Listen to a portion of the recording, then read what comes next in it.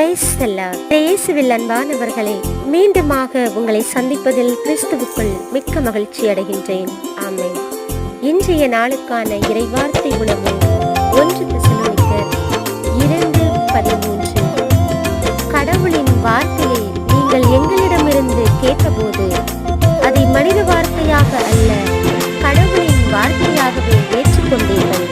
இதற்காக நாங்கள் கடவுளுக்கு இடைவிடாது நன்றி கூறுகிறோம். உண்மையாகவே அது கடவுளுடைய வார்த்தை, அதுவே நம்பிக்கை கொண்ட உங்களில் செயலாற்றுகிறது. கிறிஸ்துவில் அன்பானவர்களை, இன்றைக்கான இறைவார்த்தையின் மூலம் நாம் புரிந்து கொள்ள வேண்டும். இந்த வார்த்தைகள் ஒவ்வொன்றும் கடவுளுடைய வார்த்தைகள், உண்மையான வார்த்தைகள் என்று வார்த்தை நமக்கு கற்றுத்தருவதை பார்க்க முடியும்.